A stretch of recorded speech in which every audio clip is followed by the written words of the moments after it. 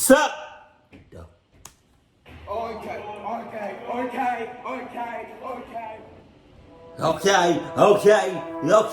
Shut the hell up. On deck.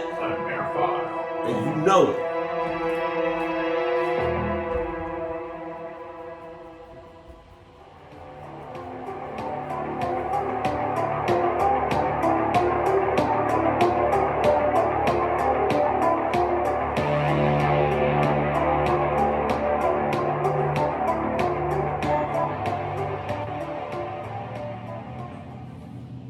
I don't know what that is. 6 months ago, I moved to my new home in a new city, and I'll keep it private for my privacy. And you'll see why later in the story. I met my new neighbor. The first impression of him was that he was very nice, funny, and a down-to-earth guy. But his behavior began to change after getting to know him. He's becoming a bit weird. Then I met his son. He was telling me that his father was threatening him with stupid things because he was playing in the neighborhood and only liked for his son to play at his house. He seemed like a hovering parent that did not like his son to go anywhere or to have any type of freedom. My neighbor began to be mean to everyone that lived near us. It became very distant, as if he wanted us to probably get away from him. At least that's what I was assuming. One night, it was around 2 a.m. when I was awakened by screaming and arguing. I stayed in my bed and I covered my ears with my pillow, but my window was open because I liked the fresh air. The arguing continued, then all of a sudden it stopped. I heard grunting and something being dragged across some type of floor. Oh no! I got tired of hearing the noise, so I decided to get up and close my window, which is actually facing my neighbor's house. I got up, and as I were getting ready to close my window, I looked up at my neighbor's house, and I saw something hanging through a window, so I took this video.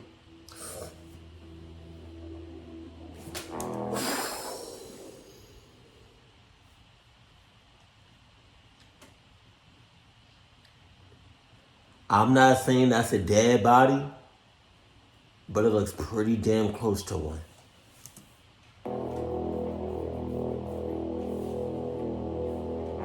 I didn't know what this was, but the prior argument that I heard told me that that was a body hanging from the ceiling. I shut my window very quietly, and I called the cops, but I whispered while I was on the phone with them. I don't know why, and at that point I didn't want to know why that happened. The person that he was arguing with was one of his son's friend's father. They were arguing over something my neighbor said to his son's friend. The police eventually came and they arrested him. I told them not to come over here so I didn't have to make a report, so I went down to the station. My neighbor has already been through trial, and he actually received a death sentence, but I don't want to give too much information because it'll bring up who I am. God damn.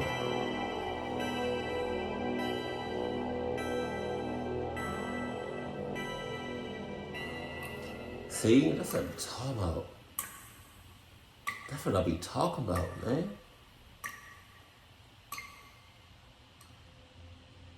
So I live in a neighborhood that is considered middle class, but has its bad parts and its very good parts. I live right in between. One night, I got off of work pretty early because we didn't have that many customers coming in and out. By the way, I work in a locally owned restaurant. It was the winter time, so it would get dark outside pretty early at around 5 p.m. Wow. I drove home at around 6, went into the apartment, and just relaxed like usual. At one point, I was on the phone with one of my female friends, and I heard something by my room outside. We live on the first floor, by the way. I thought maybe that someone was just walking by, but the noise continued. Again, I didn't think anything of it because my room faces our front parking lot. The sound continued, but it was a little lower, as if it were further away. I got off the phone with the girl, and I looked outside. I saw a woman standing by my brother's car and my car in the middle of the parking lot. I yelled for my brother not because she was simply standing there, but due to her back being bent backwards in an unnatural way and her screaming. He came to my window, opened it, and screamed out for her to move. All of a sudden, she fell on her back, got up, and ran away. After that, we looked at each other and began to laugh. Ain't shit funny about that.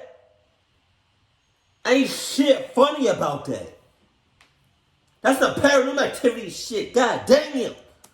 I went to sleep. I woke up to the same sounds from earlier. This time, I knew exactly what it was, so I took my phone out to record.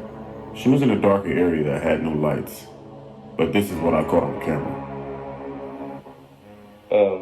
She was here. She was like outside in the front around my brother and my car, and she was just standing by my car, just looking at it, and she was like talking to herself. And she was there for like at least 10 minutes, and then she went to my brother's car, and she's just saying all kinds of crazy stuff and talking to herself. And right now it's like, what's my clock? It's like 4 in the morning, dude. And it's 4 a.m. You know what I'm saying? I know what you're saying.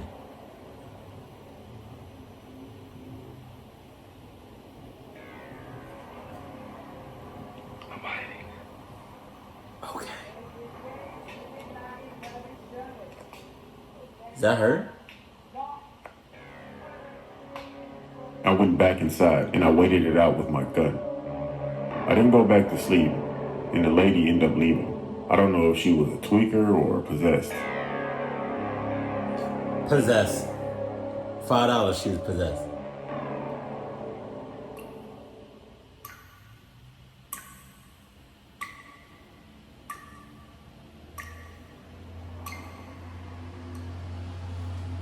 My name is Matthew and I'm 16 years old, and I'll be recounting an event that happened to me and a group of friends a while ago. I live in Perth, Western Australia, Right. and due to construction happening in the area, there are some large construction sites, which is where this story would take place. This happened during the school holidays, and it was on a night that I decided to meet up with a few friends. I won't share their names for obvious reasons. I asked my friend if he wanted to come to my house tonight. He said sure, so I waited for him outside, and I met up with him. We went into my backyard for a while and we stayed there. Having an interest in urban exploration, I asked my friend if he wanted to go around to this construction site that was nearly finished of some new house. He said, yeah, sure, let's go. I thought it was a good idea to go. This is where the story gets worse, but that's for later. So both my friend and I agreed to go to the construction site. Walked out of my gate and onto a path leading to it, which was around the corner. When we get to the front of the construction site, we were both surprised at how modern and big it was. It was a typical 2-story house with a garage, pool, and a patio. I recall walking him to the left side of the house, where a narrow path was to get to the backyard. When we got to the backyard, we were looking around and we saw the pool, a large patio, and a nice direct view of the city at nighttime. Anyways, we wanted to get inside the house. To be honest, we went in there to take photos and explore. We went to the backyard and tried a few of the doors that were there. Eventually, we found one that was surprisingly open, and we walked in. Both my friend and I were looking around. The interior of the house was large, and I remember a huge light. It was the size of a small person hanging from the roof. We decided to go upstairs. The stairs weren't placed yet, so all it was a guardrail with some timber and steel plates all ascending to the second floor. We climb up and get to the second floor. That floor is absolutely massive. To the left, you have a room that is a bathroom. Well, it was connected to a bathroom. And it had a closet and a bedroom. When you leave the bathroom, there's a hallway which leads down to the area that has an office room and a balcony. We went back to the bathroom area and we turned the light on to have a better look around the room. Me and my friend had one last look and then we left. When we got outside, we looked up and I asked my friend did he turn the light off. He said no, and I went to accompany him while he did. This is where things start to frighten me. As I'm waiting downstairs for him, all of a sudden I hear this pounding and yelling. It was someone yelling, "What are you doing?" I ran out screaming and yelling so loud that my friend heard me and he ran outside. As we got onto the road, we hear a man yelling for us to get back here. We ran around the corner and hid in someone's bushes until he went away. My friend and I decided to go for a walk. As we were walking, our other friends called us, and we told them what happened. They were eager to come check out the house too. So me and my friend, we get home and wait for the other two friends. Eventually they came, and I told them all the events that happened, and my other friends were eager to go check out this house. So in total, there were 4 of us. When we got to the house, we all decided to split in 2 groups. It was two of us going one way and two of us going the other way. Pretty much, me and my friend went inside to explore, and the other two stood outside keeping watch. Both my friend and I entered. We both have our flashlights on. We're walking around the whole bottom floor to make sure there's no one in there. I recall walking toward the staircase with my other friend, checking out the house. As I was walking, I stepped on a small rock and made a cracking sound. As soon as that happened, something absolutely terrifying happened, and that fueled my adrenaline.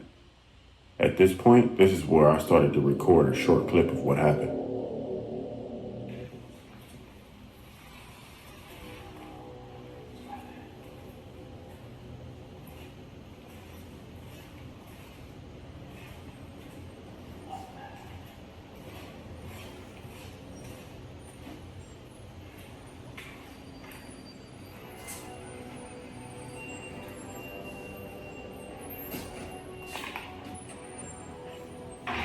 Okay. You got it. Okay. There were either repeated knocks or someone pressing the door handle to one of the rooms on the door downstairs repeatedly. Both my friend and I, we were out of there so fast and shocked we were yelling and screaming. We eventually get outside and we tell our other friends what happened. They also asked what happened, and we said, as we were exploring halfway in, we heard a few knocks or a rattle on the door handle. They were just as shocked as I was. I asked who did the knocking.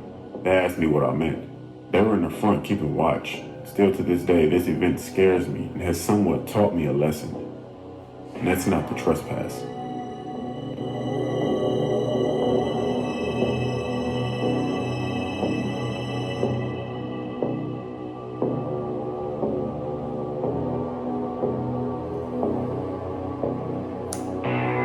I wouldn't even trust trespass.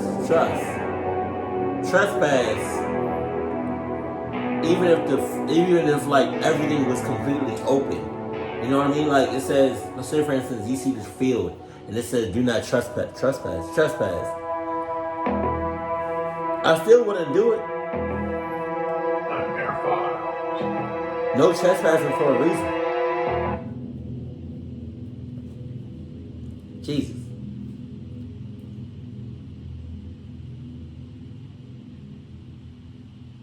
Wait for it to die out. There you go. Hold on.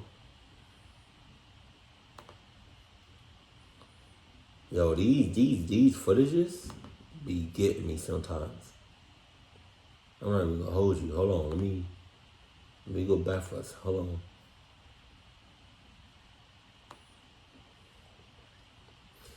That was as clear as day, a dead body in the first one. Oh my God. See, that's what we talk about. Like, your neighbors and shit.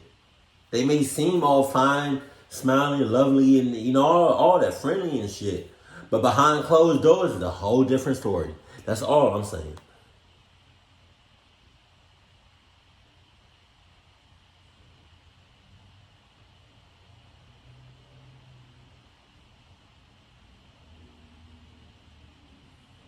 See, and then with that second story, with that woman near y'all cars, on y'all cars, y'all should have just left well enough alone.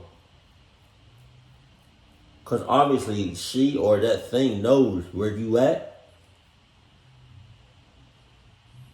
And because of that, one day, somehow, she's going to get up in that ass. Keep it cool, keep it classy, and I love you. Stay happy, my family.